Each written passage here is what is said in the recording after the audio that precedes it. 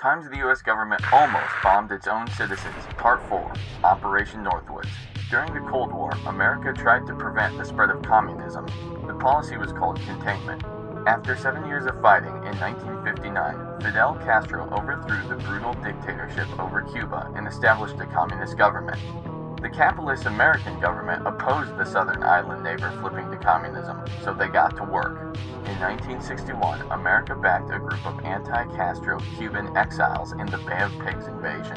After the international community discovered the plan, the U.S. withheld naval and air support, and the invasion was crushed in just 3 days.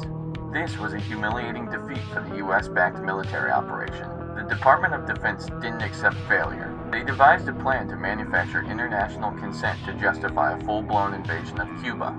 The plan? Operation Northwoods. False flag terror attacks on U.S. citizens framing Cuba as the attackers, downing a remote airplane painted to look like a U.S. warplane. They even planned to sink a U.S. ship.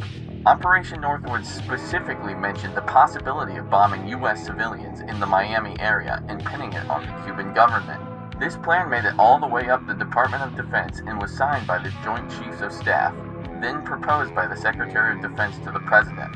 Luckily, President John F. Kennedy rejected the proposal outright, and it was never carried out. The American public wouldn't find out about this plan until 1997, when it was declassified. No one was ever publicly held accountable for devising such a plan. Follow and repost for more. This is the way.